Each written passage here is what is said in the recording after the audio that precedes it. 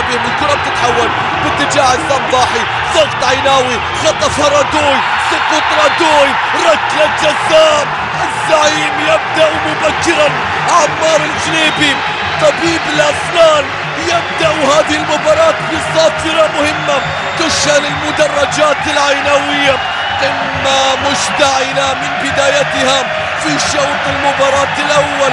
انظر إلى الكرة الماضية، رادوي يضغط، العين يضغط، عصام ضاحي والاشتراك، سقوط رادوي في اللقطة الماضية.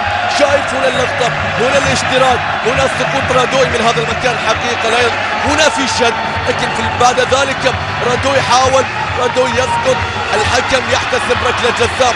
وشاهدها من هذا المكان، من هذا المكان اللقطة ما فيها شيء، ركلة جزاء وقرار لم يكن سليما من قبل عمار الجنيبي في اللقطة الماضية.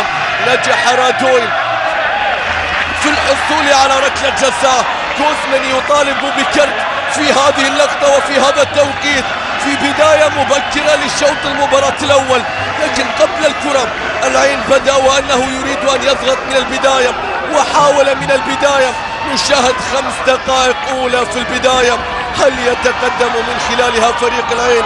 عمار الجنيبي يحتسب ركلة جزاء تثير غضب لاعبي الشباب، وهناك استديو تحليلي مفصل خاص بالتحكيم. الآن انذار على عصام ضاحي. سيكوكو الموسيقار قد يبدأ الموسيقى اليوم، يتقدم الآن بيلعب للكرة. الله، الموسيقار يواصل الإعصار، يواصل الإعصار. العين مبكرا يبدأ قمة الصدارة عن طريق الموسيقار، لتبدأ الموسيقى العينوية بالأهازيج البنفسجية. رادوي يسقط في منطقة الجزاء. قرار ليس صحيحا لعمار الجنيبي، لكن التنفيذ كان صحيحا من اللاعب سيكوكو. الكرة في شباك الشباب، في شباك سالم عبد الله.